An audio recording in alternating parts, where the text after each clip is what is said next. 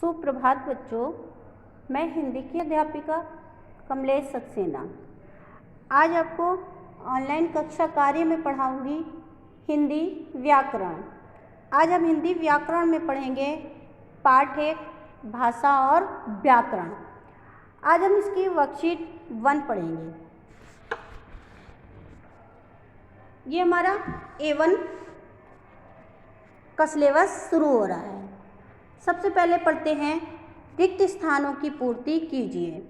पहला है बोली का क्षेत्र भाषा की अपेक्षा डैश होता है, तो क्या होता है? सीमित। दूसरा है भाषा के क्षेत्रीय रूप को डैश कहते हैं, बोली। तीसरा है भाषा लिखने की विधि को डैश कहते हैं, लिपि। चौथा है जब विचारों को बोलचाल की भाषा में लिखा जाता है तब वे डैश साहित्य की कोटि में आते हैं, गद्य।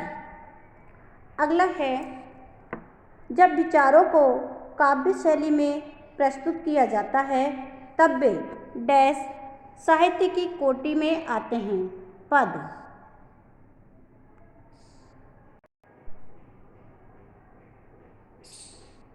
एक्सरसाइज 2 है हमारी, सही कथन के सामने सही तथा गलत कथन के सामने गलत का चिन्ह लगाइए। पहला है हिंदी अंतर्राष्ट्रीय भाषा है, ये गलत है। दूसरा रामचरितमानस गद्य साहित्य का उदाहरण है, ये भी हमारा गलत है। राष्ट्रभाषा देश के अधिकतर निवासियों द्वारा प्रयोग की जाती है, ये सही है। चौथा है व्याकरण के 2 अंग माने जाते हैं, ये गलत है। लास्ट है राजभाषा देश के कार्यालयों व राज्यकाज की भाषा होती है, यह सही है। तो बच्चों, ये हमारी हिंदी व्याकरण की पाठ 1 वर्कशीट 1 थी। A1 हमारा आज से शुरू हो रहा है। ये वर्कशीट आप साफ साफ इस कार्य को अपनी कॉपी पर कीजिए।